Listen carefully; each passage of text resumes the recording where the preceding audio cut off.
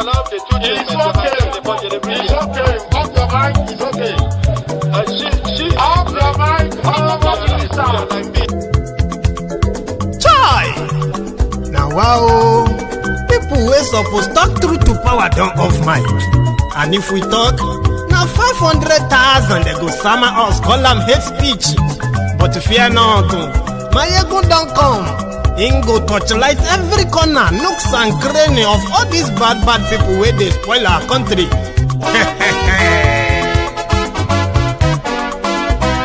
So my people make we loud, oh yo yo. Mayegun don come, oh yo yo. My people make we shout, oh yo yo. Mayegun don come, oh yo yo. Mayegun don come, man of the masses, oh yo yo. Mayegun don come, oh yo yo. Mayegun diary politico, oh yo yo. Mayegun don come, oh yo yo. This one na dey off in mind, oh yo yo. Mayegun don come, oh yo yo. Can he dey touchlight every corner, oh yo yo. Mayegun don come, oh yo yo. Okay, some people be dey holla say dem want the power. Chai, dem be promise us say we go get light and power. Dem hustle sote they can't get the power. But now they know they do anything with the power. Every day, dollar just they get the higher power over naira. Still them talk say make we off mind, but thank God say Mayegun don come. So my people make you loud, oh yo yo. Mayegun don come, oh yo yo. My people make we shout, oh yo yo. Mayegun don come, oh yo yo. Mayegun don come, man of the masses, oh yo yo. Mayegun don come, oh yo yo. Mayegun diary politico, oh yo yo. Mayegun don come, oh yo yo. This one not dey off in mind, oh yo yo. Mayegun don come, oh yo yo. Person wey dey do evil no one make person talk. Them say that Mayegun, that man too dey talk. He too dey talk. Say Mayegun diary, he dey hot like pepper. But every day then they take money in bulk. Poor man pikin dey the street dey hawk. Still them talk say make we no talk. But thank God say Mayegun don come. So my people make you loud, oh yo yo. Mayegun don come, oh yo yo. My people make you shout, oh yo yo. Mayegun don come, oh yo yo. Mayegun don come, man of the masses, oh yo yo. Mayegun don come, oh yo yo.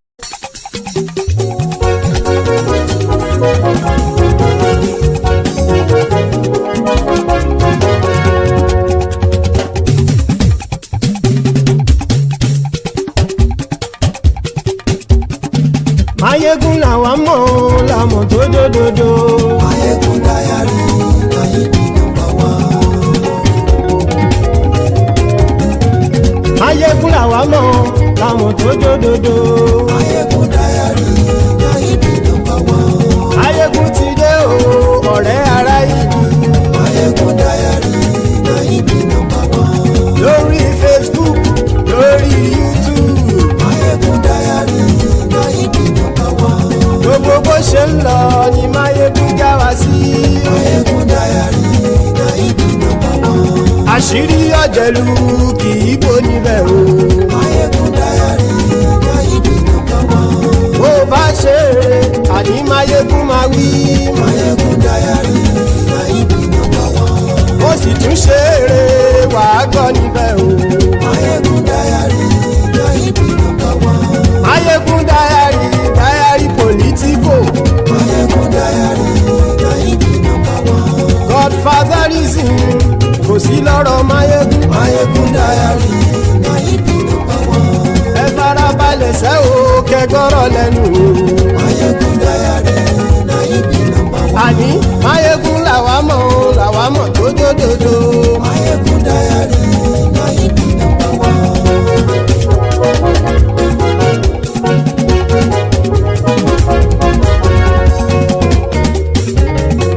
Àní ẹ̀sùn ràkì. Mayegun ti dé. Mayegun ti dé. Ọ̀jẹ̀lú ẹ̀sùn ràkì. Mayegun ti dé. Àní ẹ̀sùn ràkì. Mayegun ti dé. Lórí Facebook. Mayegun ti dé. Àní ẹ̀sùn ràkì. Mayegun ti dé. Lórí YouTube. Mayegun ti dé. Àní yẹn sọ́ra jù. Máyégún ti dé. Bọ́ bàbá gbé wúrẹ́. Máyégún máa wí. Àní yẹn sọ́ra jù. Máyégún ti dé. Ijó ìgbádìyẹ. Máyégún máa wí. Àní yẹn sọ́ra jù. Máyégún ti dé. Presido bá rúfin o. Máyégún máa wí. Àní yẹn sọ́ra jù. Máyégún ti dé. Hello there, brethren. Good morning to you.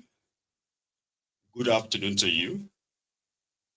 And a good evening to you from wherever you are joining us. Thank you.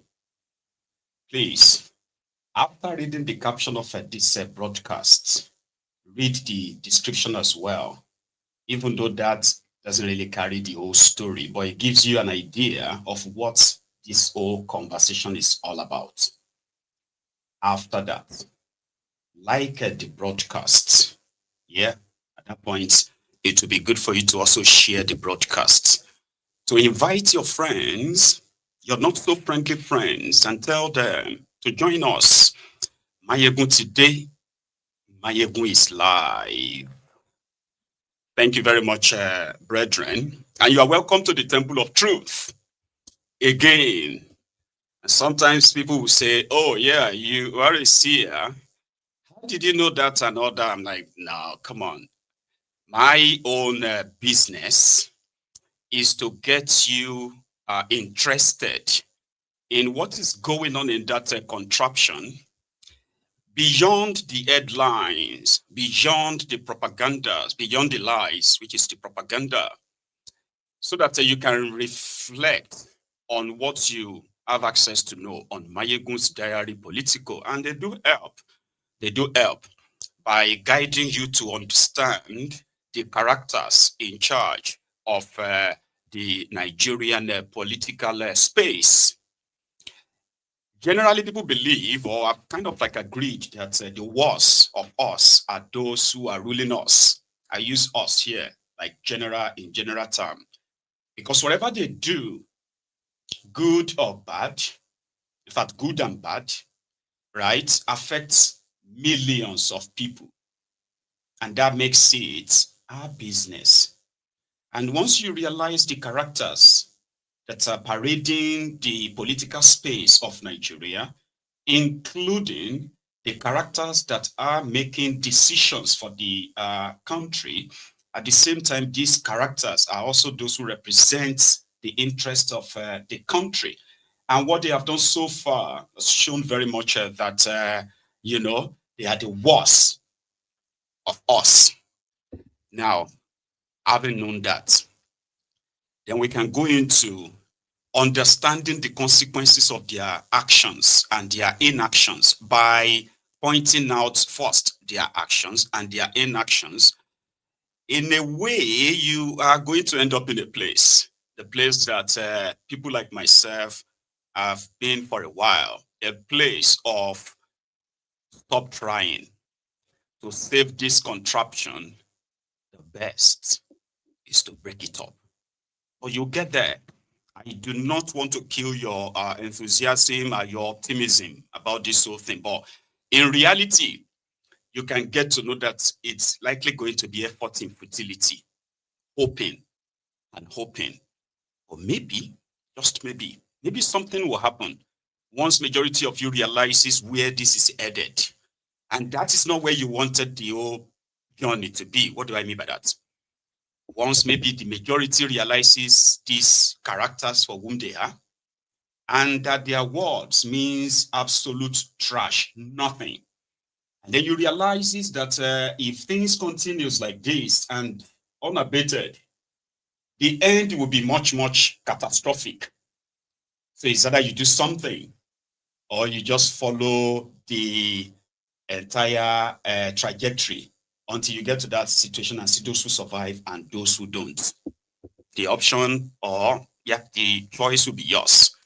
But you won't get to that stage without knowing, right? You will understand, like we have done, you will understand the entire things along the way.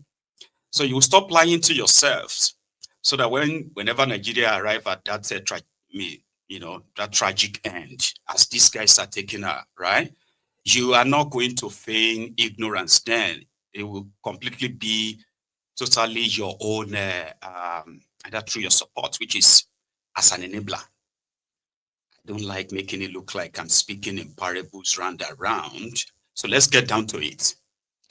You have supposedly a federal system of government, and you are again supposedly practicing democracy, constitutional democracy, which is not, but we'll come back to that one. So you have a situation whereby the interest of the criminal politicians supersedes the interest, supposed interest of the people that elected them, which in itself is debatable, elected them. Many of them were not really elected because of the faulty electoral system that will keep producing them and continue to make their interest their priority rather than yours. So politics to them is a game, even when lives are being wasted needlessly. So to these guys, it is a game. And they have succeeded in convincing many people in that contraption that Nigerian democracy has not matured to the ideological level, where political parties will have ideologies that the citizens can relate with and say, okay, we are going to go with this. Now, if we don't get what they are saying, then we're going to drop them, going to go with this. A kind of a system that allows political, sort of like advancements that really represents the interest of the people. So they've convinced the people that Nigeria democracy is not ripe until maybe another 200 years, like America. And there are those who have agreed with them, pushing that narrative. Therefore, they can jump ship. You can see them come around and we come at one another during elections, pay their political auctions, right? Harm them to the point of violence and all that, okay? And then they get to that power, only for them to now realize that, we're not actually enemies after all. There's no difference between us, whether I am in A or B. What really matters is that if our interest aligns, that's all that matters. Even if Nigeria is bleeding. Nigeria is a place where it is so obvious that the citizens are displeased, majority of them. As much as they have those, their, praise singers, their ass lickers, their crumb eaters, their crumb chasers, they are all risers, right? They are still not in the majority. So the angst or the anger among the citizens is very much obvious, but there is no real opposition to those in government, as it should be, because to them, they are just friends. The only time they are not friends is when they want to use anything for their own political leverage and all that, right? So Tifnumbu, for those who knows him very well, they knew that it's all going to come to this. All right. So Nigeria democracy, no ideology, no nothing. It's about interest.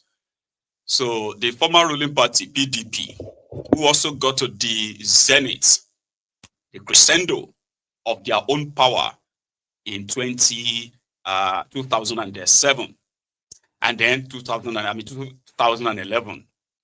If some of you will remember, it was more or less like this too.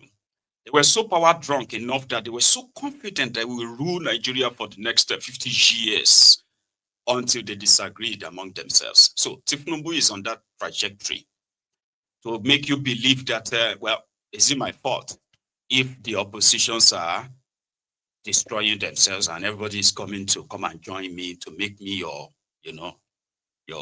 two-term president, making you look like fools. Like you are not aware of the entire, underhand push and all of that to decimate all these political parties, infiltrated them as much as possible to bring everything to this. Some are calling them cowards right now, the PDP governors and others who are rushing down to Tifnumbu because it has gotten to that. Do you want to win election in Nigeria? Do you want to keep your seat? Forget about what you have done. Join APC or risk it all. One party state. So you're going. And it's very sweet if you are benefiting from it. You know what I mean? You can, you can rubbish every form of law or ethic or anything at all, as long as you have your way. It is either your way or the highway. So the latest, less than 24 hours, when I told you about the planned kind of like jumping the ship, is the guy. Before they have always been very much about Atiku. Atiku was the problem of their PDPs. It was very convenient. Even with the week, it was like, it was Atiku. So Atiku has left their party for a while now. And it seemed that, the mask is off. Everybody needs to jump the ship. Diri, the Bayelsa state governor, Diri, just about 6 weeks ago, Diri was still the proud chairman of PDP Presidential Zoning Committee. Do you understand? Right? It was the one who led the team for PDP in their efforts of, in their comeback efforts. So they now recommended that 2027 PDP must zone the presidential ticket to the south. And they agreed. Person we can't lead the committee that announced that for everything to be normal, they have to zone their ticket. The guy don't leave the party now.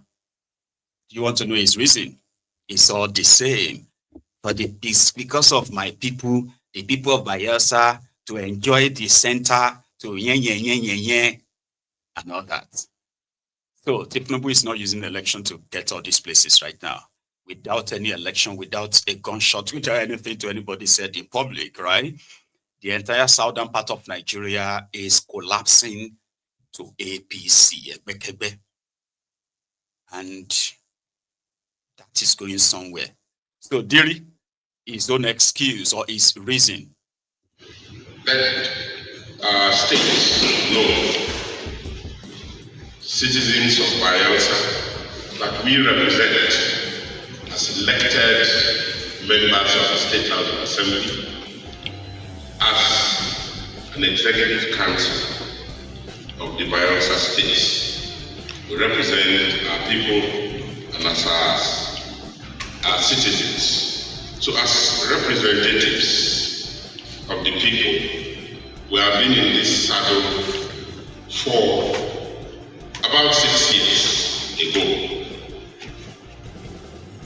By providence, I want to say that my deputy and I were elected under the platform of the People's Democratic Party, PDP. And subsequently, the people of the states honored me and my deputy for a second term in office. I want to, on behalf of us and the Executive Council, thank the people of Bayelsa State for this very rare privilege and opportunity. And we remain eternally grateful to our people. Now, having said that, today I wish to address a matter that has been in the subjects and the subjects of speculation and debate across party lines in Bayelsa State and even beyond. And so we are addressing that matter that has been speculation for some time. And we allowed the speculations, we allowed the debates. While that was lasting, we as a people, as elected representatives and appointed, we were also doing our own consultations. And after extensive consultations, Today, the 15th day of October 2025, I wish to formally notify you that in keeping with the extant protocols, I, Governor Doye Diri, do hereby resign my membership of the People's Democratic Party. And I'm not going to resign alone. And as you can see, I'm here with Mr. Speaker, Deputy Speaker, and all the members of our party who are going to go with me. There are some who are not here because they are on official assignments.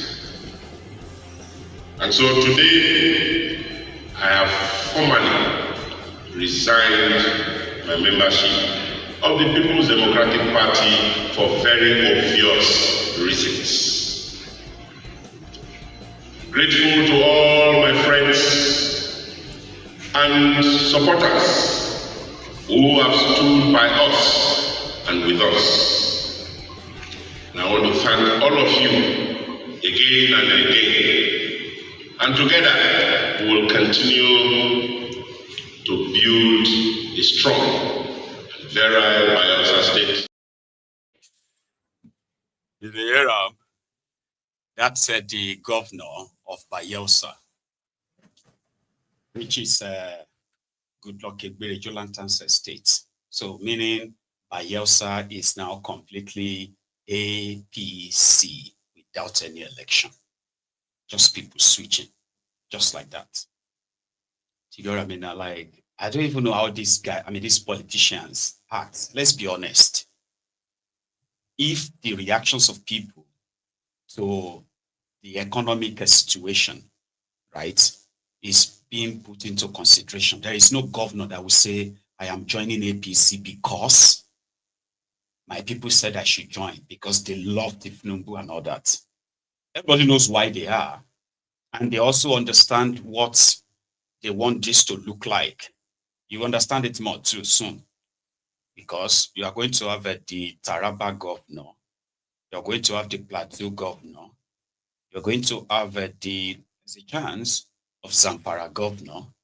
Then you are going to have another one, Rivers. That one is starting. Another 4, right? I think there's another one. Adamawa governor for Atiku State is also on his way to go and join APC as well.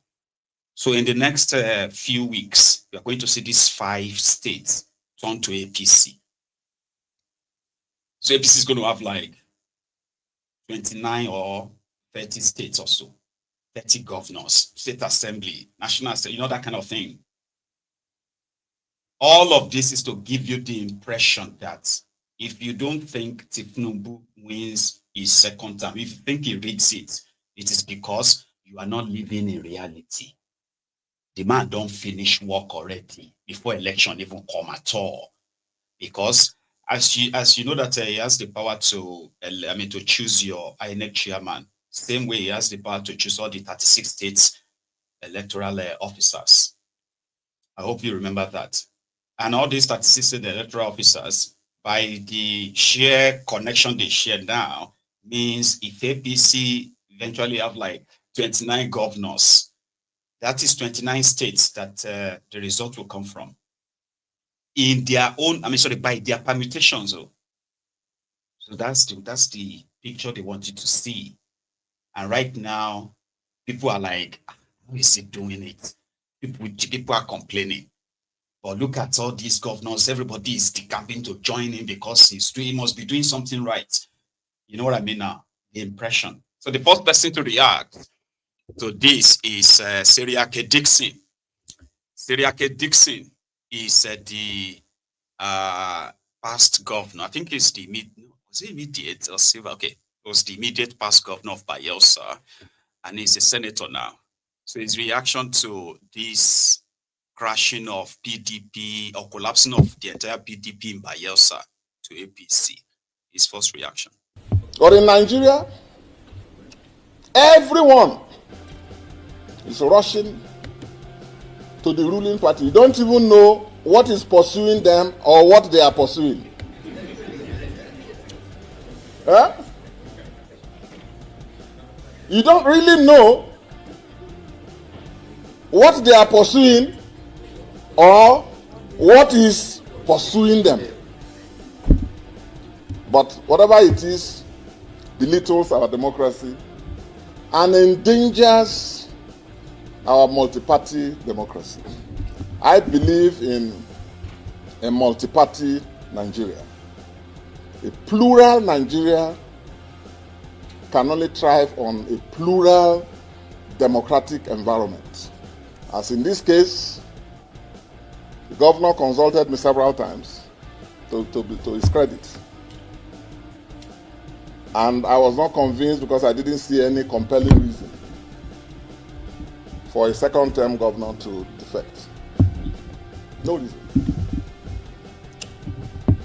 And we know the issues in the PDP, but issues are there to be solved by the governors and the leaders. Have they not been the leaders of the parties? But that's where we are. I've not made a comment on issues about myself since I left. But I'm just using this to say that I am still standing gidigba in the PDP that gave my Bayelsa people, my Jaw people, and the Niger Delta people an opportunity to run election to emerge as vice president of this country, acting president of Nigeria, and president of the Federal Republic of Nigeria, PDP. This other party cannot do that. And I'm standing there with the PDP. If we don't succeed in retrieving the PDP, in saving the PDP, then we'll be part of a collective decision, which again should not be the ruling party, because I believe there must be opposition. A democracy without opposition ceases to be democracy. It becomes dictatorship from that day. It becomes totalitarianism from that day. Position does not mean you have to be fighting. You have to be, here am I, supporting the president's nomination. By the Constitution, it is the responsibility of the president to forward a name. Or in Nigeria,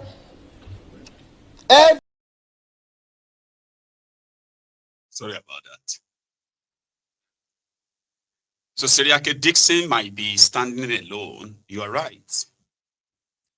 If he thinks, okay, I'm standing where I am and the rest of all those stuff he said. But he is not wrong. No matter how you see it. I know Nigeria is not a real place. You get me now? But no matter how you see it, a democracy without opposition is to the detriment of the people. You deserve to have viable opposition. But unfortunately, it seems it's not in your control. Nothing is really in your control. They mention people when it is convenient for them, but it's mostly about them. Because if it was about the people, ordinarily there must have been consequences for people who did something like this. There should be consequences. People should react. Say, what are you doing? You are not only elected by your party supporters, millions of others also kind of, you know what I mean? Like, you can't do that. But no, it's not in your control. You just have to read about it, react to it, and then hope that something happened between them, that they will destroy themselves, and eventually you can have your own revenge and say, yes, see, God don't punish them. Yeah? I knew it. I knew that I was going to lose, but that is also not in your control, unfortunately. He is also not wrong when he said PDP gave them the chance to have somebody from Niger Delta as president of Nigeria by circumstance or whatever it is, but he became the president. APC won't do that. Because currently, what is trending is that all, especially these other southern governors, right? Especially the eastern governors, the Igbo governors. So what they are selling to them is that by 2031, right, Tinubu is going to nominate somebody like Ribadum, and then they will now give Southeast vice president slot. So Umahi wants to be vice president in 2031. So whatever he is saying, President Tinubu doing all this eye service, psychophancy, and all of that stuff, right, it's for this reason. And when he keeps telling you that the Igbos needs to align with the center, we need to stop this idea of Biafra and all this stuff is because he is eyeing that chance of becoming a vice president in APC. Unfortunately, it was the same Devil Umahi, all because they told him that Bokwari was going to make the first Igbo president. He's going to hand over to the first Igbo president. So, Devil Umahi is the favorite. That's what they sold him to join APC back then, in case if you have forgotten. And when they couldn't make him presidential candidate, he quickly aligned with this Tinubu's bandwagon and is compensated with the Ministry of Works.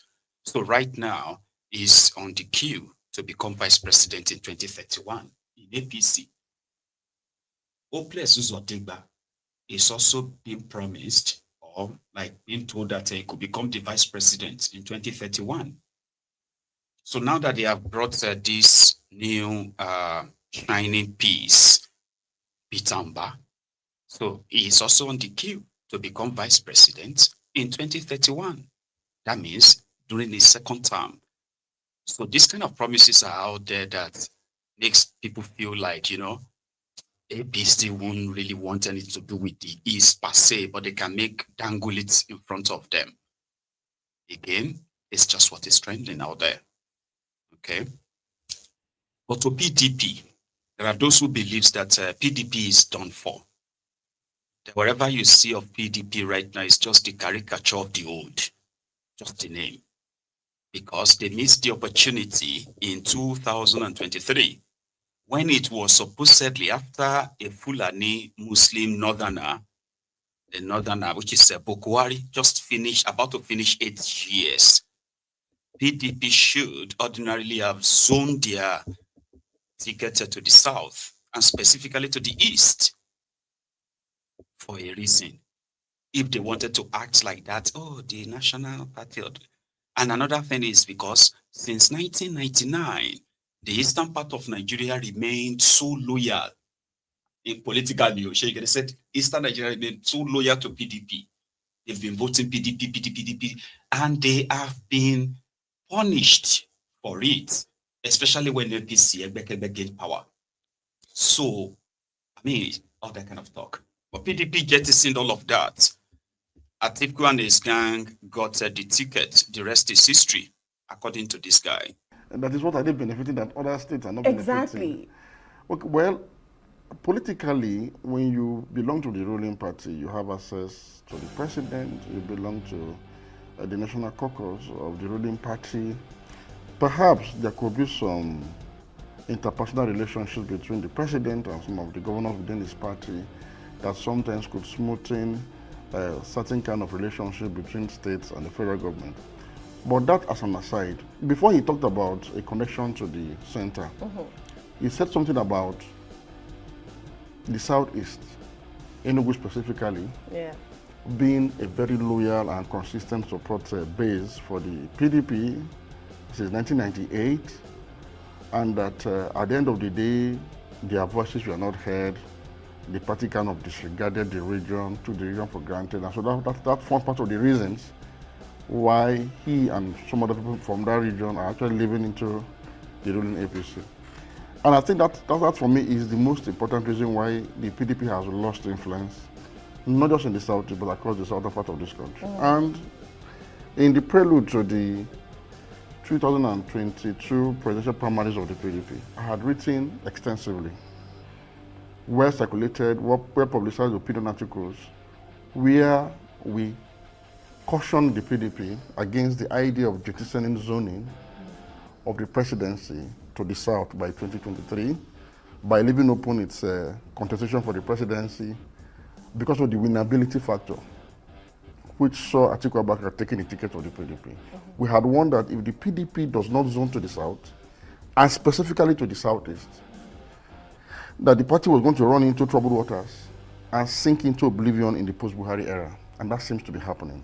So whatever crisis you are seeing in the PDP today, particularly the one happening in court today, is simply a symptom of a deeper ailment. You see, the violation of zoning in the PDP was like a mortal sin that the PDP committed. And when he did that, of course, you know the good book says the wages of sin is death.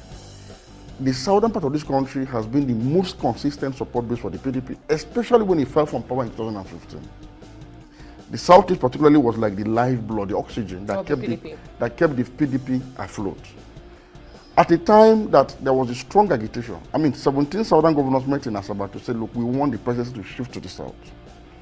Expectedly, the APC is made up of an alliance between the north and the southwest, led by the current president, Bola Tinubu, who was then the leader of the opposition. But the PDP is an alliance between some sections of the north and the south, and especially the southeast. So one would have expected that while the APC would gravitate towards the southwest, coming to the south, the PDP should have gravitated towards the southeast, coming to the south as well. So in this instance, people like Atiku Abubakar and others from the north should have mobilized support towards the southeast. And in this instance, the party was so fortunate that they had a candidate or an aspirant, a figure then in the PDP, who was so phenomenally popular ahead of even the presidential primaries that everybody thought common sense. He ticks all the boxes. He's from the right part of the country. He has the qualities that have been able to galvanize and inspire such a level of followership as we've not seen before in Nigerian politics. And I'm talking about Mr. Peter Obi. And they lost the chance. They lost that chance. Okay. And they lost the southeast in the process. Look, you might be looking at the campaign today. Let me tell you something. Anambra State, which used to be a hotbed of PDP politics, had its governorship primaries some months ago. Nobody, not one single individual, picked the form to contest for the primaries on the platform of the PDP. And that is what I did. Do you believe that? That in Anambra, there used to be the heavyweight of PDP's, rule. Today, nobody wants to even pick their forms that they want to be governor in Anambra State. And it's going to be like that in so many places very soon.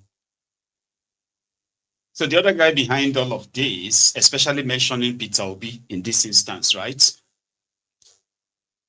is Wale Wike.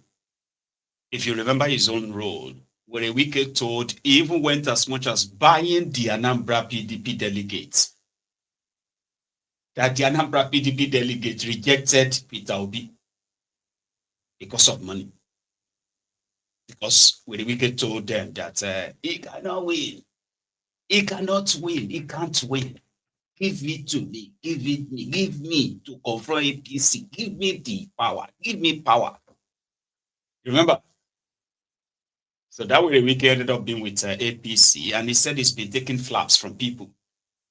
That those who have been abusing him or saying things behind him, even in public, that he's responsible for what is going on, and all that, they have all joined the APC now. Others are in the process of joining APC. So he's going to call the media on them very soon and tell us some stories, as usual. Wale Wike in Abuja today. I'm very happy, but very soon I will speak to Nigerians. I've been watching on daily television and social media people who said, I want to destabilize the party. I'm working for APC. All of them now are in APC.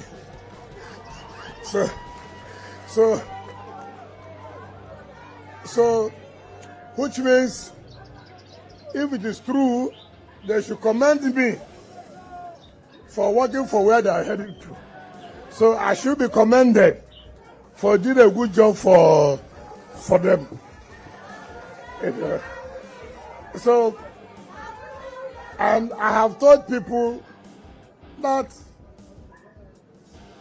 politics is for the mature people. Politics is not, you have to be very careful. And I have told people to know this. And let every state be sincere to their people and to Nigerians. I was a governor for 8 years. I was a governor running around banks to look for money to do projects. Sometimes, in every month, the money that will come will not be enough for paying of salaries and all other allowances, not to talk about doing a project. Today, by the leadership of somebody, by the decisive leadership of somebody who has made it possible for all the states and the Federal Capital Territory not to be running around banks again. Federal banks are now looking for states to say, look, don't throw us away. We are here. Somebody by his leadership has made that possible. Every state now has money, not only to pay salaries, not only to carry other governance activities, but not to embark on projects. It was not like that before. So if it's for that reason, so many people are going to support Mr. President, I think it is worthwhile.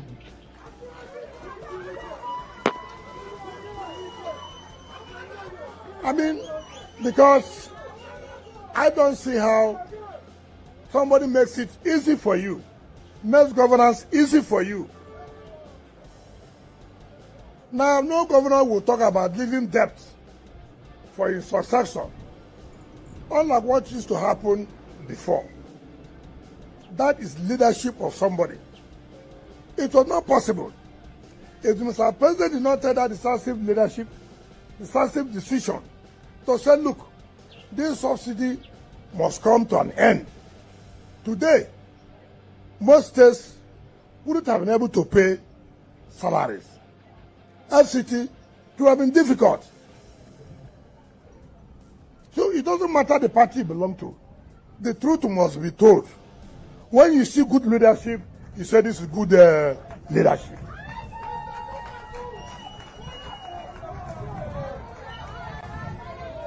And that's... So, did you hear that now? Nigeria's debt has doubled since Tinubu came to power. States are getting more money, but the local debt is also increasing. They are lying to you that they are clearing debt, and it's coming to light that they are even borrowing to pay off part of their debt in order to get into more debt. All this cover-up, all this doctoring of data and the rest, you should be the ones who feels it and say, well, it's true. Almost since they removed subsidy last song, every state in Nigeria, the poorest state in Nigeria is paying 300,000 naira per, a month, minimum wage. Things that you can say, oh, you know what? They are right. Oh, they have been constructing our roads. Schools have been renovated. New ones have been built. We have seen enrollment, like increased enrollment into schools because, they have more money to do all those things. They've hired more teachers. They've hired more doctors. They've hired more nurses. They have hired this, and you can say, Omo, is true. Let us be honest too. But that is not true. Yeah? But they are living in their own world that they believe strongly in everything they are saying to you, on the one hand. On the other hand, they are also telling you that, things are hard. We know that things are tough, but Mr. President is working to bring it down. And you're like, I don't understand. You're already saying that, because they did this, right? We have seen so much improvement in our lives and stuff like that. But they don't really relate, sort of. Hmm? But yeah, it is always about interest. Don't ever forget that. It's always about interest. And that interest, you can ask whose interest? Their own interest. Makinde had this to say. Whoever is trying to stop a moving train is probably also trying to commit suicide.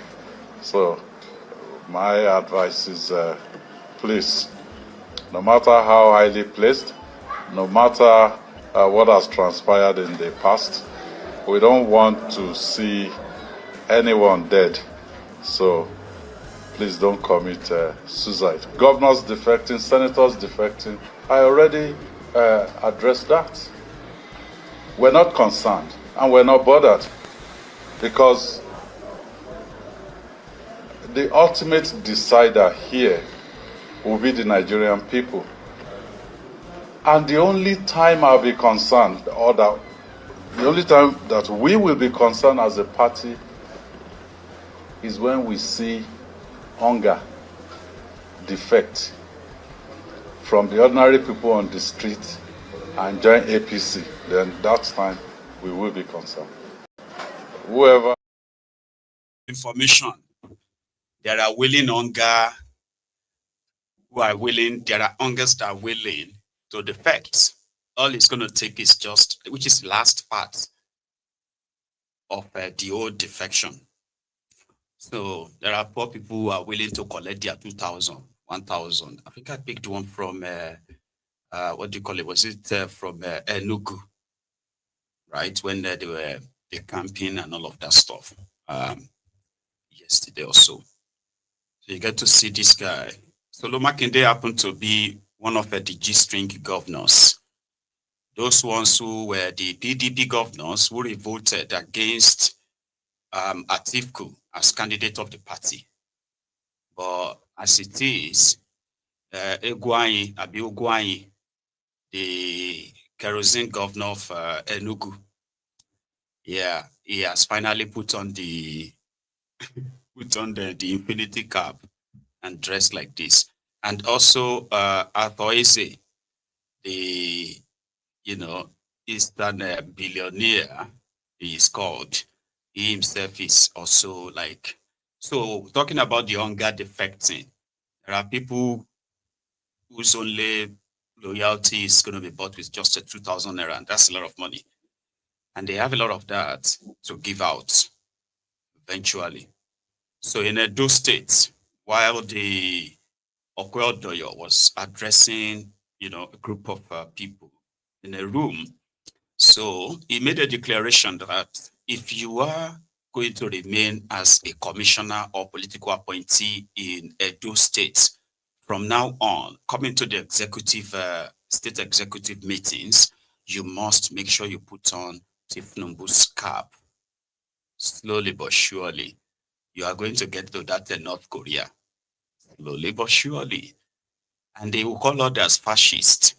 Fascism is when this ideology of just one man becomes the ideology of a political party, and then it becomes the policy of the country, which is the state, right? It becomes the policy of the country, slowly but surely. This journey, we go follow all of that to the end of it. And you are very traditional dress, and you are coming to the expo without this as you are to come. You are going back. You are going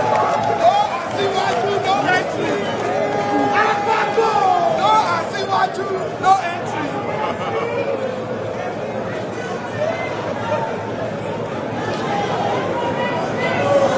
Let me recognize the press.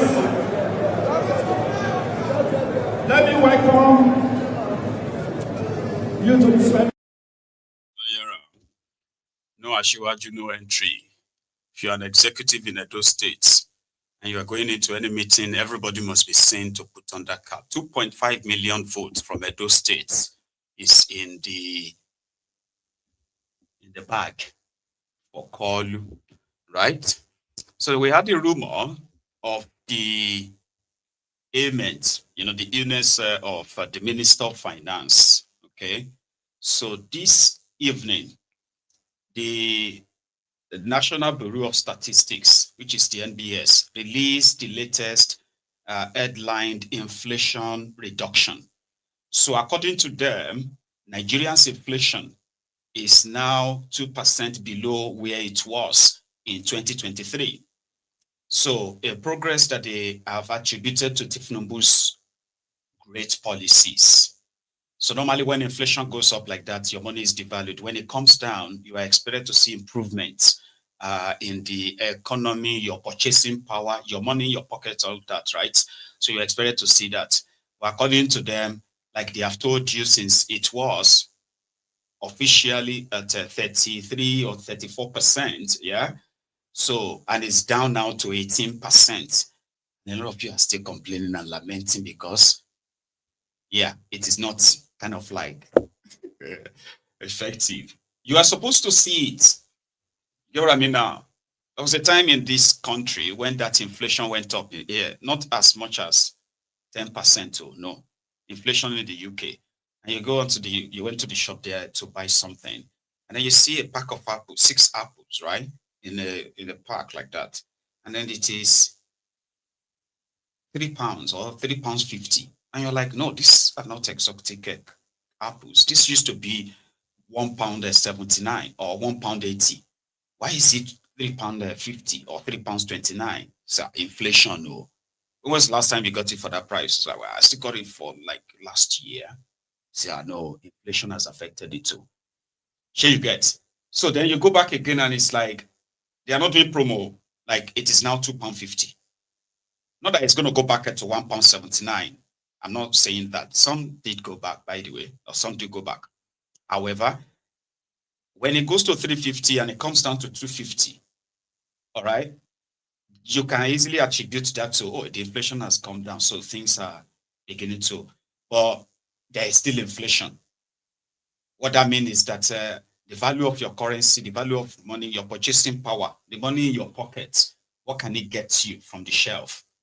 So if your inflation in the country reduces, it should be, in fact, now you go on and ask yourself, say, oh, more. Unfortunately, anyway, if the inflation is back to, listen to this, so if the inflation is back to 18%, as it's currently said, I think I even have, they have this thing on earlier, I think it's this, right? So if they said food inflation has also reduced, all right? So now, year on, whatever, don't mind all these things if you don't understand them, okay? But pay attention to this 18.26%, all right? These are like two pictures on your screen. I match them together, all right? So what they have there is that if you are back to 18%, when Tifnumbu came in, the inflation in Nigeria was 20, I think it was 20.1 or something percent, right? So if your inflation has gone down to, for example, this 18%, and it's true, what that means is that, number one, your tariff, electricity tariff, will also come down. Do you understand? Because it's part of the factor it's part of the thing they factored into what made them increase it that way. By the way, I want to believe. So if the inflation is down, by now, you should be receiving text messages or letters or what have you from your providers to say, not like immediately, they will say from January, your electricity bill charges tariff will now be this and that because of this reasons. They will recalculate the whole thing. It should come down. Do you get that now? So food, services, your phone calls, all those things should be affected too. There should be reductions all over the place, but maybe not right away, but like over time. So I don't think you've actually seen that where you get to the shop and the bag of rice is now like regular. The bag of rice is now 50,000 naira. But you don't have that. Oh, the bag of rice is 60,000 naira. You don't have that. But again, we can keep following that. So the guy behind supposed the shitty economy, Tifnumbunomic, is Wale Edun. So they said he was unwell. In fact, there was this headline that said that he's been flown abroad, like he was rushed abroad. He was supposed to lead the Nigerian delegation to a particular summit abroad, economic summit or something, right? And they had to make Cardoso lead them, while Wale Edun had to go and take care of himself. Until when Dare Ogbonulojo Sunday, an advisor to Tifnumbu, right, said he's also a former minister of sport, by the way, so he's now an advisor to Tifnumbu. So he went on Twitter and he said, "Yeah, I just finished a phone call with Minister Wale Edun, and we had Amala together." I was like, "How? Okay, go on." So he's very fine, Anati, and he will soon get back to work.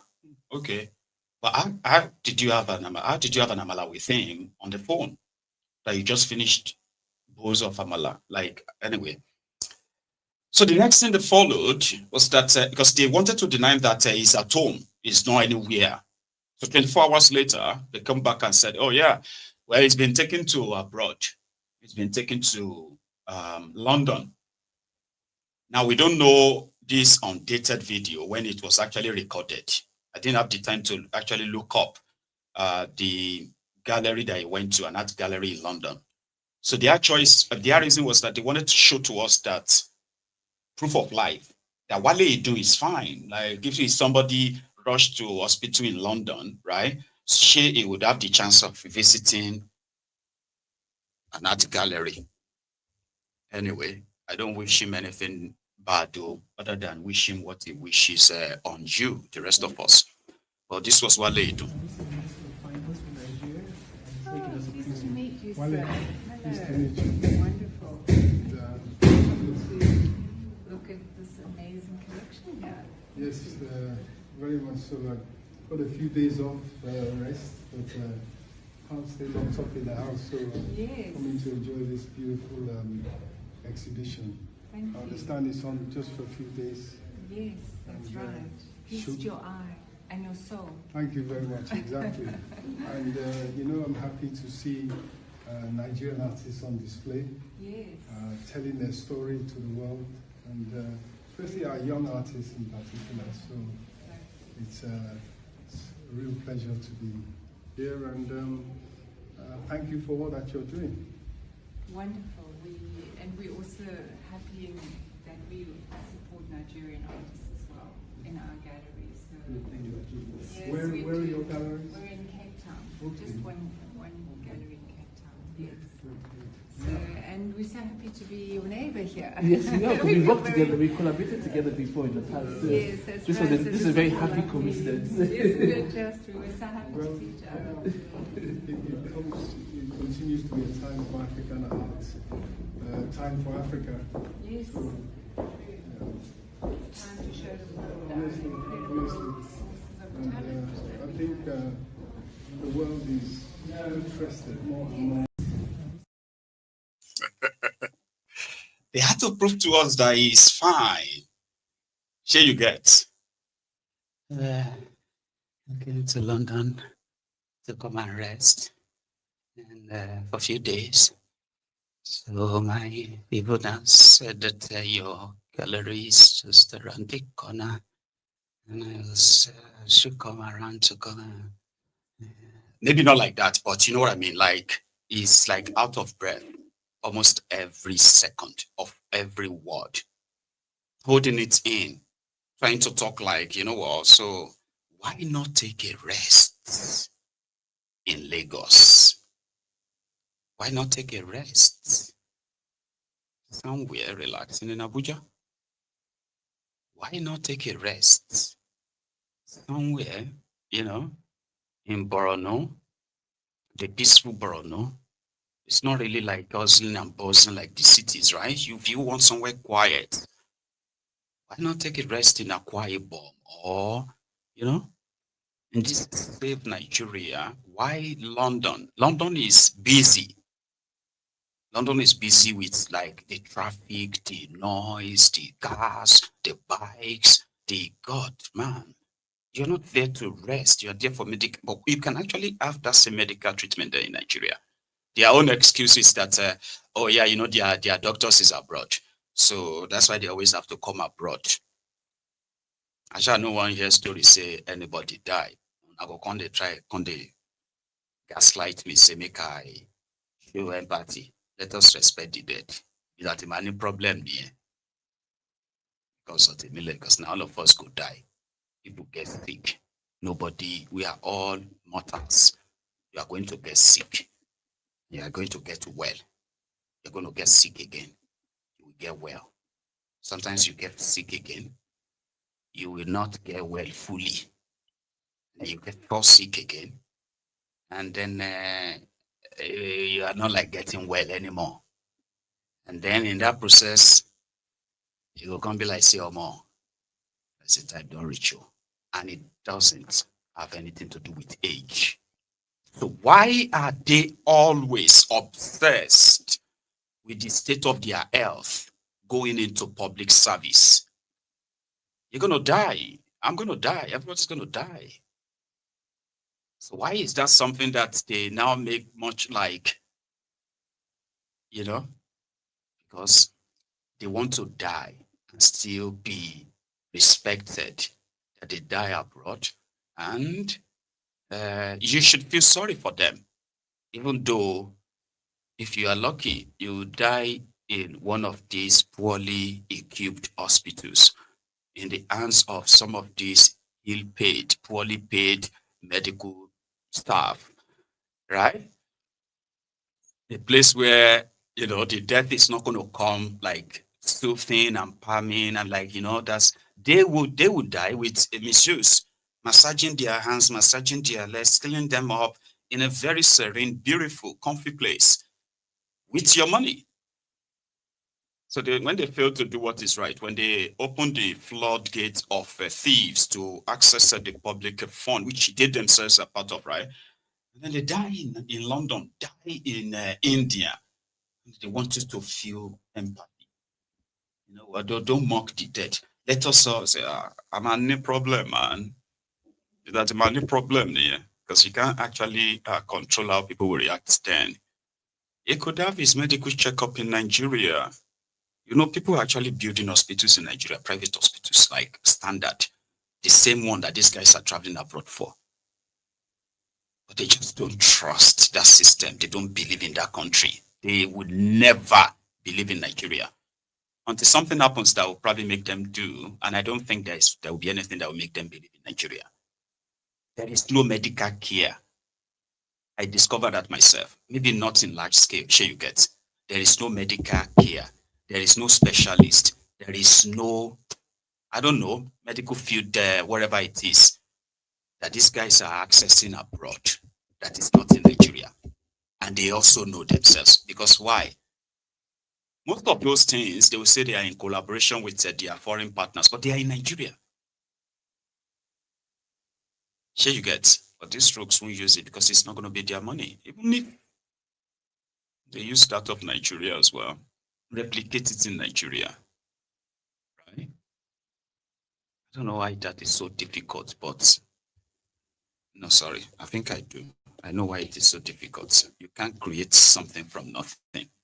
If the supposed resources, money meant to cater for all of these infrastructures are stolen from source before they are even allocated, the money are already stolen. So when you see them allocate money in their budget, it's just so that everybody knows which money is. Do you get what I mean? If you are a senator who belongs to the Senate Committee on Housing, when they put the budget of housing in place, you know that is where you are going to go and steal your own.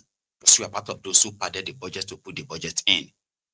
So if they put you as a House of Representative Committee on military, you get to know that when they put trillions in the military budget, that's where you are going to go to go and steal yours.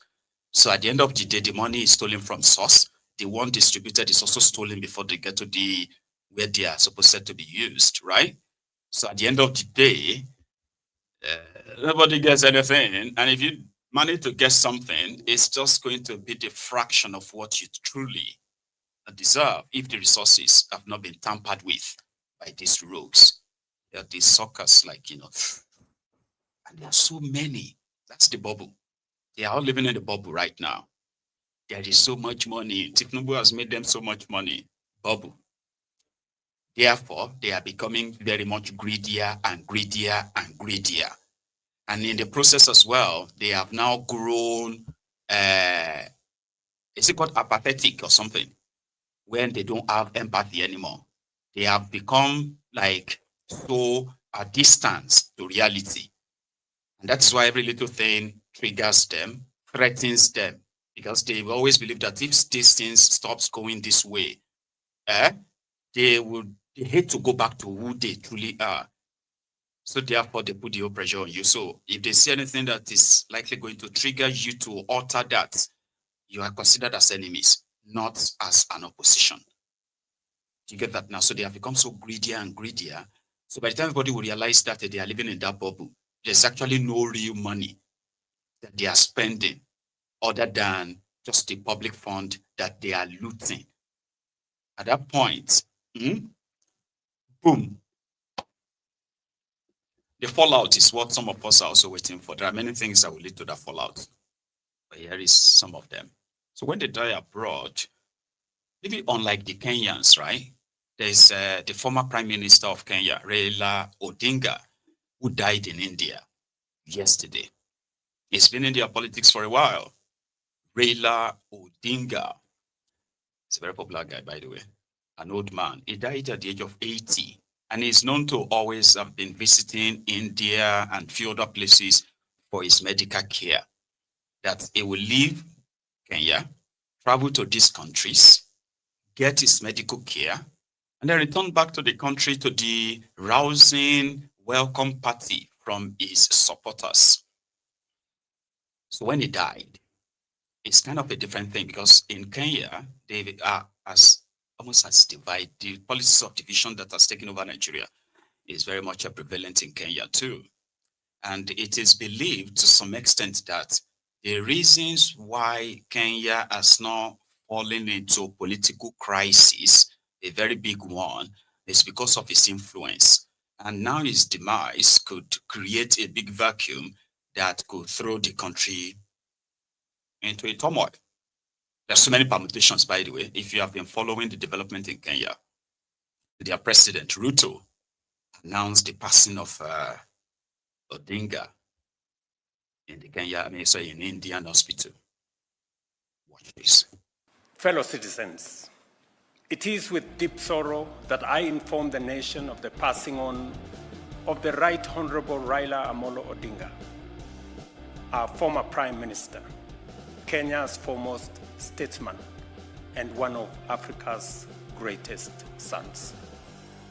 Kenya, Africa and the world mourn the passing on of a giant of democracy, a fearless freedom fighter, and a tireless warrior of good governance.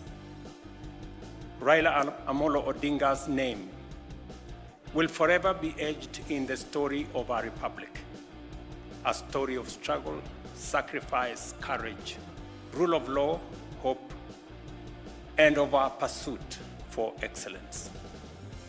For decades, Raila dedicated his life to the pursuit of justice, equity, and freedom. He endured detention and persecution so that this nation might know and enjoy democracy. He championed reforms that gave birth to the rights and freedoms we hold dear today. His voice spoke for the oppressed. His conviction inspired generations, and his vision shaped the course of our history. Raila Odinga is truly a once-in-a-generation leader, a man whose ideals transcended politics and whose legacy will shape the destiny of Kenya for generations to come. A giant who towered for decades over our democratic landscape. He was a colossus of Kenya's modern politics, an indomitable warrior in our struggle for freedom and prosperity, and a statesman of boundless selflessness. In his passing, we have lost a patriot of uncommon courage, a Pan-Africanist, a unifier who sought peace and unity above power and self-gain, an unceasing servant of the people who gave his all to the promise of a better Kenya. On behalf of a grateful nation, I extend my deepest condolences to Mama Ida, his children, Rosemary, Reila Jr., and Winnie, the entire Odinga family, led by my brother, Oburu Odinga. To the leadership and members of Orange Democratic Movement, and to all Kenyans who share in this immense and immeasurable loss. In honor of the Right Honorable Raila Odinga's extraordinary contribution to our nation, I have declared a 7-day period of national mourning, during which the national flag shall fly at half-mast across the Republic of Kenya and in all our missions abroad. As a mark of respect, I have postponed all my public engagements for the coming days, and I ask all other public servants and leaders to do the same so that we can join the nation in this period of mourning and deep reflection. Our former Prime Minister, Raila Odinga, shall be accorded. No. So he will be given a state burial, you know. So Kenya couldn't treat him like other African leaders, you know, who have had the shot at the leadership. He's called the Atiku of Kenya. He's always running in every election. He's always like, you get? And is that formidable? So, and I believe that is part of what triggered the reactions of his death in Kenya, when from all over the country, the major cities, towns, and all that witnessed the surge of, I don't know if we can call them protesters, because they are all kind of mixed, right?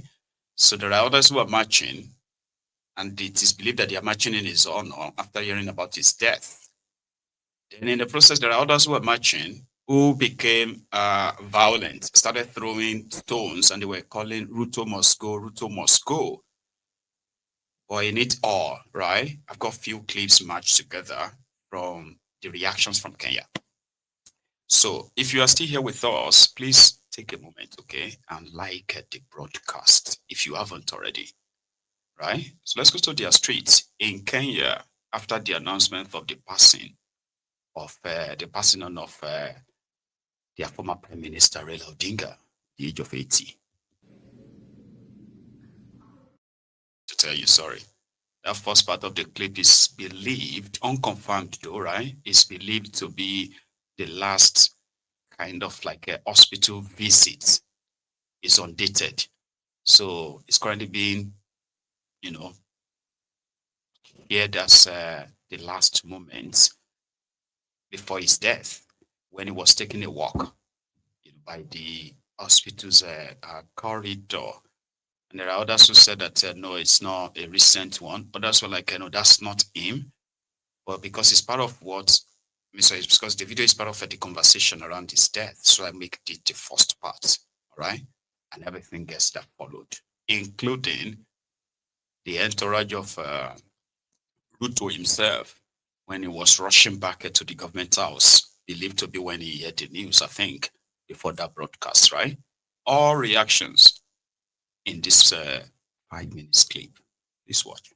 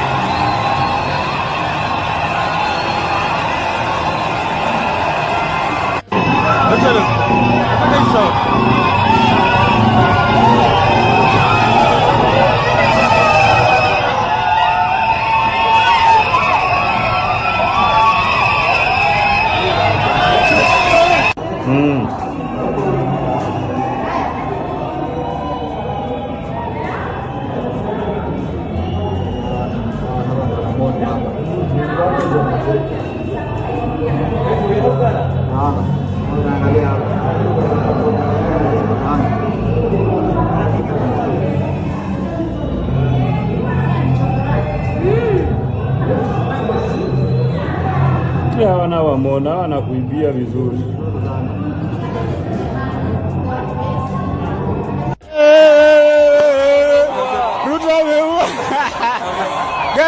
Guys, see how they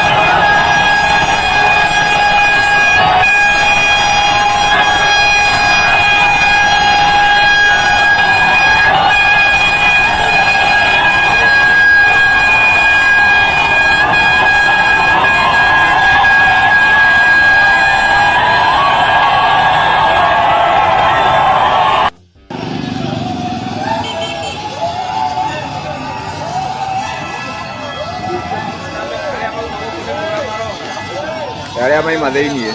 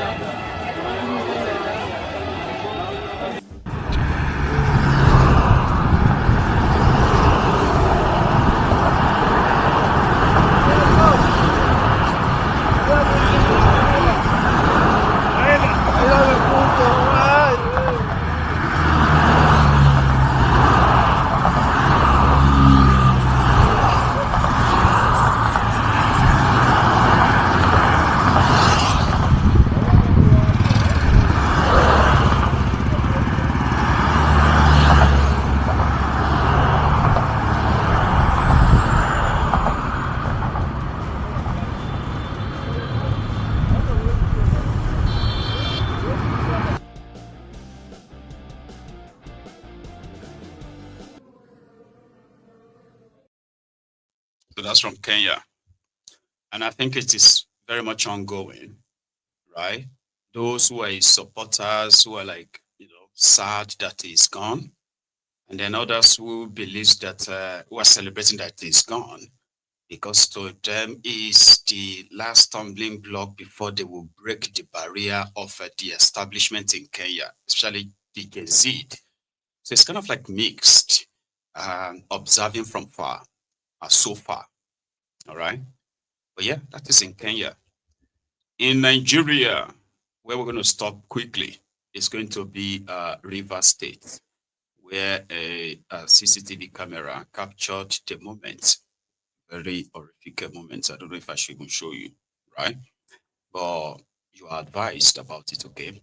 Where a man was robbed of his car.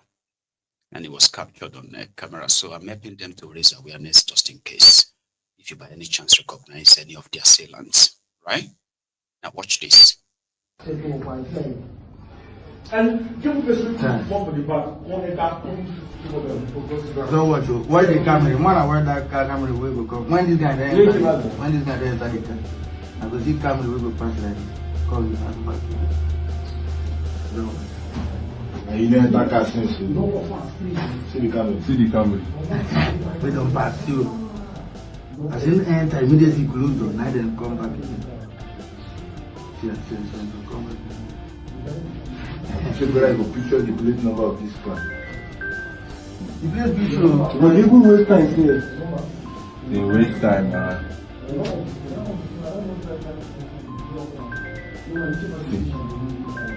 Even if iPhone you you see the way they look the guy. Me have seen our plate, I think I saw people now. See now. You don't see the guy who come carry the video. Me have seen our stars now. I make a joke. I say, wait till this now. Their face show. Their face show, they don't wear anything now.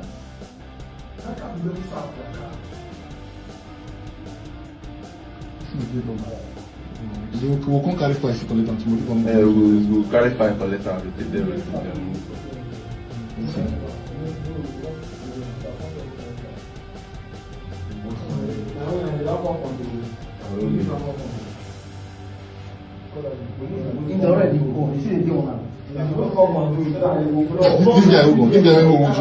You peace to now. You peace to the second guy who deal with OG now. Now the two of them now come in now.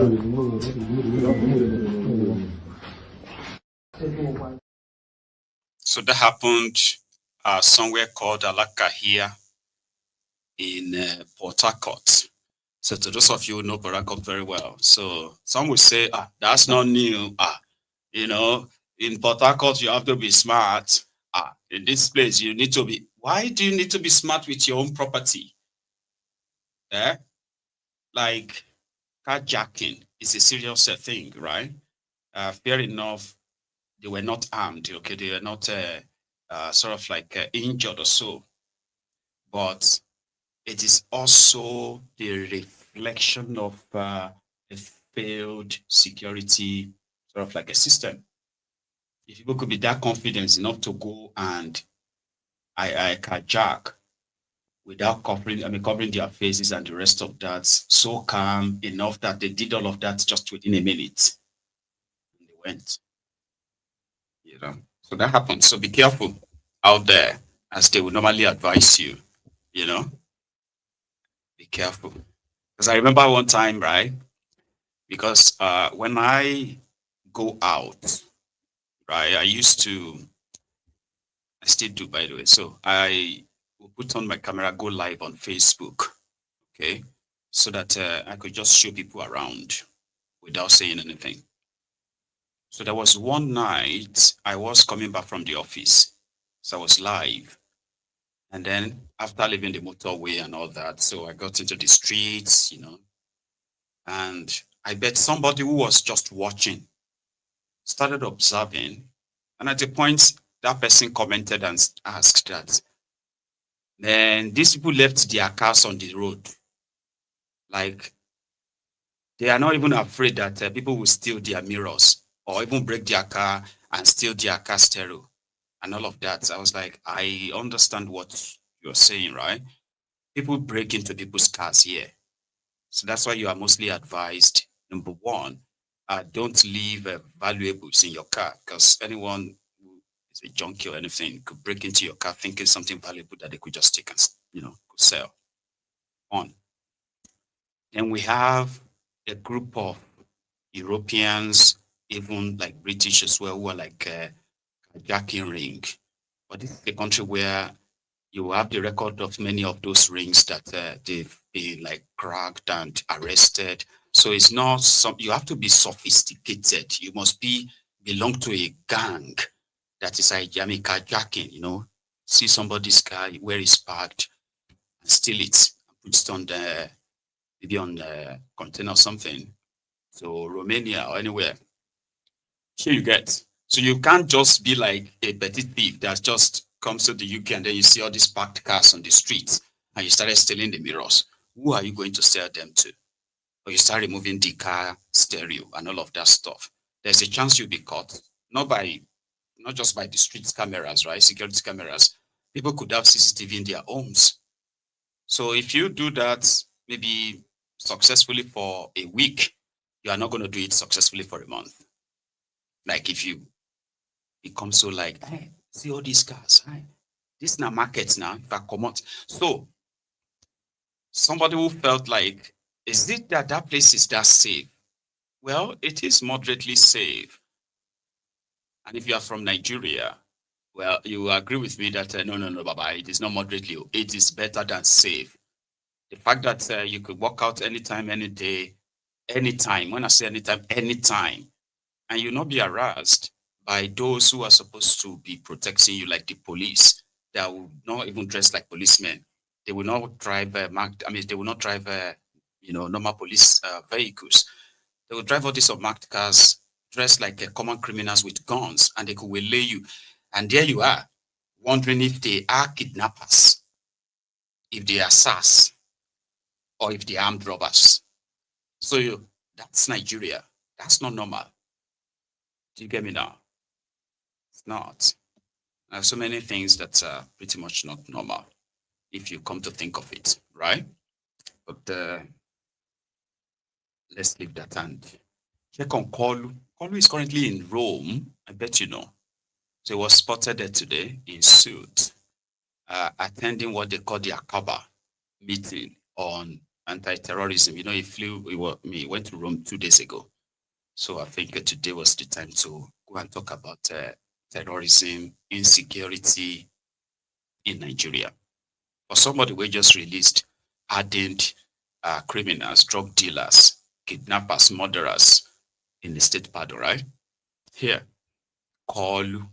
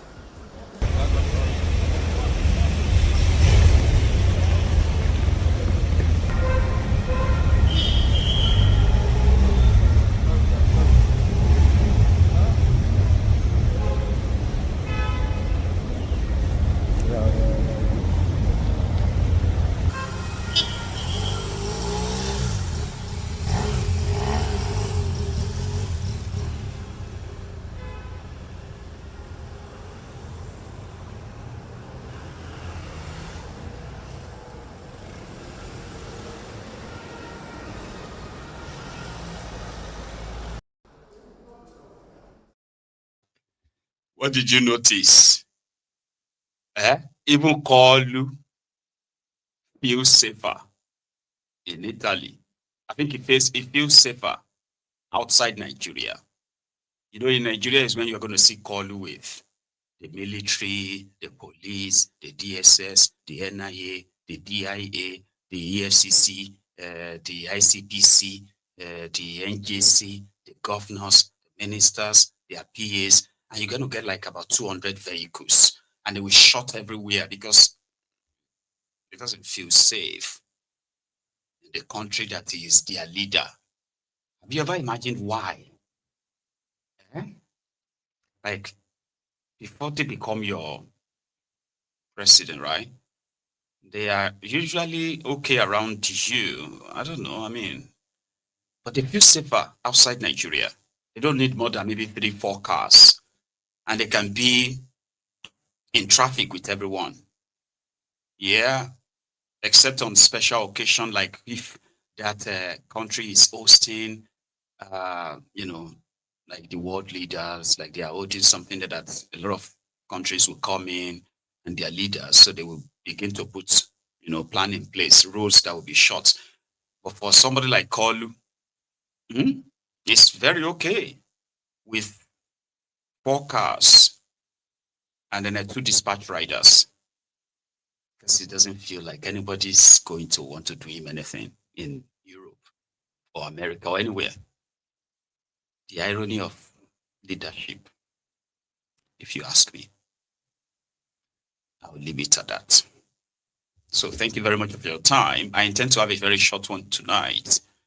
And yeah, so far you are there with me from the start. Please don't leave without liking the broadcast, okay? If you have forgotten, that's your reminder.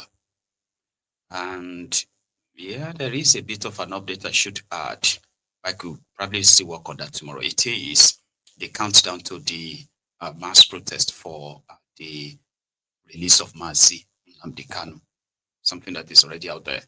So there is a letter sent in by Adolfo Swabara in order to say that he's not currently in the country, but he would be supporting them, like, mind in a way. He said, unfortunately, I'm out of the country and I will not be able to join you physically on that day. However, please know that I am with you in spirit and in full support of every peaceful effort aimed at securing justice and national reconciliation. I wish you and all participants a peaceful and successful outing. With warm regards, Adolphus Wabara. October 20 for Mazi Nnamdi Kanu is currently it's like a ship that has sailed, right? But we'll see how far that goes. Enjoy the rest of your evening, guys, and good night.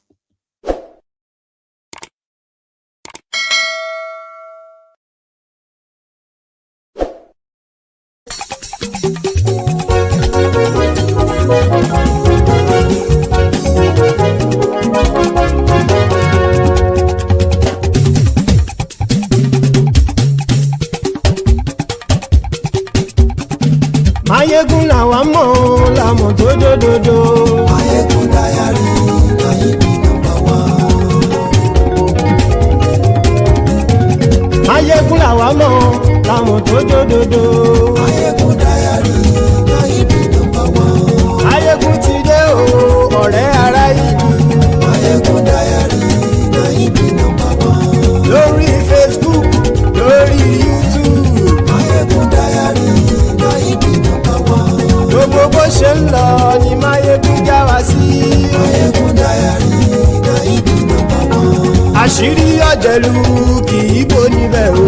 Mayegun dayari Mayebi number 1. Bó bá ṣe eré àní Mayegun máa wí. Mayegun dayari Mayebi number 1. Ó sì tún ṣe eré wàá gbọ́ níbẹ̀ o. Mayegun dayari Mayebi number 1. Mayegun dayari politico. Mayegun dayari Mayebi number 1. Godfatherism kò sí lọ́rọ̀ Mayegun. Mayegun dayari Mayebi number 1. Ẹ farabalẹ̀ sẹ́ o kẹgọ́rọ̀ lẹ́nu o. Mayegun dayari Mayebi number 1. Àní Mayegun làwa mọ̀ tó dòdòdò. Mayegun dayari Mayebi number 1.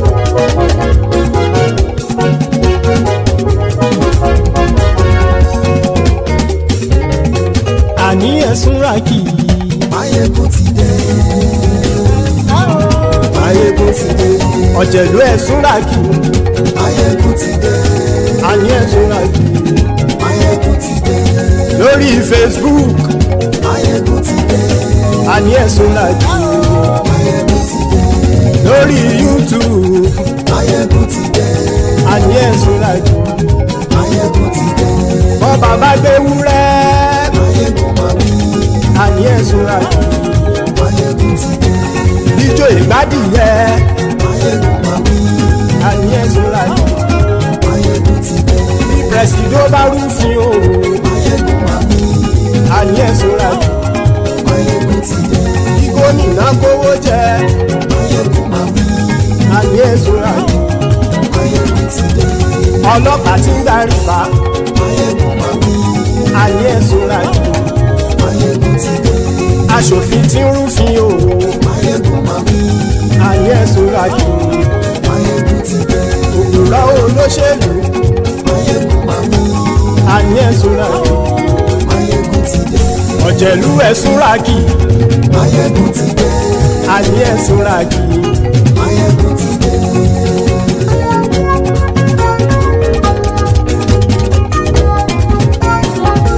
Máyégún ti dé. Gbogbo ọ̀jẹ̀lú ẹ̀ súnra kì. Máyégún ti dé. Gbogbo ọ̀jẹ̀lú ẹ̀ súnra kì. Ṣùgbọ́n ní bá ti ṣe èyí tó yẹ kí wọ́n ṣe ọmọ bá dèrò ní fi wọ́n níran o. Máyégún ti dé. Gbogbo ọ̀jẹ̀lú ẹ̀ súnra kì. Máyégún ti dé. Gbogbo ọ̀jẹ̀lú ẹ̀ súnra kì. Ṣùgbọ́n ní bá ti ṣe èyí tó yẹ kí wọ́n ṣe ọmọ bá dèrò ní fi wọ́n níran. Wọ́n fowó bẹ́ẹ̀ o Máyégún ó sọ pé wọ́n ò bẹ́ẹ̀. Wọ́n fowó bẹ́ẹ̀ Máyégún ó sọ pé wọ́n ò bẹ́ẹ̀. Oníkan ṣáàtì ṣe èyí tó yẹ kí wọ́n ṣe fáwọn ará ìlú tó gbé wọn débẹ̀ o. Máyégún ti dé. Gbogbo ọ̀jẹ̀lú ẹ̀ súnra kì. Máyégún ti dé. Gbogbo ọ̀jẹ̀lú ẹ̀ súnra kì. Ṣùgbọ́n ní bá ti ṣe yìí tó yẹ kí wọ́n ṣe ọmọ bá dẹ́rọ̀ ò ní fi wọ́n níran. Kì máa yí ṣe eré ọ̀rọ̀ yìí kì í ṣe ẹ̀fẹ̀. Kì máa yí ṣe eré ọ̀rọ̀ yìí kì í ṣe ẹ̀fẹ̀. Ẹni bá ti lè lẹ́bọ̀ lẹ́rù o ọmọ bá dèrò kàṣà ìtú wọn síta. Máyégún ti dé. Gbogbo ọ̀jẹ̀lú ẹ̀ súnra kì. Máyégún ti dé. Gbogbo ọ̀jẹ̀lú ẹ̀ súnra kì. Ṣùgbọ́n ní bá ti ṣe yìí tó yẹ kí wọ́n ṣe ọmọ bá dẹ́rọ̀ ò ní fi wọ́n níran. Tẹnitẹni ọmọ Máyégún ọ̀rẹ́ ara ìlú mọ̀mọ́ ni mo fọlọ́hún ṣọ́ ẹ̀ bá kìlẹ́bù. Lóòótọ́ olódodo ìlú ọ̀tá ìlú mọ̀mọ́ ni ìwọ ṣá máa ń ṣọ́ra kò sì mọ́ bẹ̀rù. Bọ́tà ń lè rí bóníṣègùn lé káwọn mọ̀mọ́ fi ṣera wọn ni ó ti dẹrùn tí wọn ò gbọ́dọ̀ sì mọ́ bẹ̀. Èèpo ọ̀gọ̀ lọmọ bá dérò tàjẹ́ ò gbọ́dọ̀ jẹ́ ó ti jọba lórí abínú ẹni kò sì mọ́ bùyà. Àìsíwọ́lu ní ẹnìkẹ́ ìgbódì ẹyin lábàrá o ó kó ẹni tó bá dán o Aqaba. Máyégún ti dé. Gbogbo ọ̀jẹ̀lú ẹ̀ súnra kì. Máyégún ti dé. Gbogbo ọ̀jẹ̀lú ẹ̀ súnra kì o. Ẹni bá ti ṣe yìí tó yẹ kí wọ́n ṣe ọmọ bá dèrò òní fi wọ́n níran o. Máyégún ti dé. Gbogbo ọ̀jẹ̀lú ẹ̀ súnra kì. Máyégún ti dé. Gbogbo ọ̀jẹ̀lú ẹ̀ súnra kì. Ṣùgbọ́n ní bá ti ṣe yìí tó yẹ kí wọ́n ṣe ọmọ bá dẹ́rọ̀ ò ní fi wọ́n níran.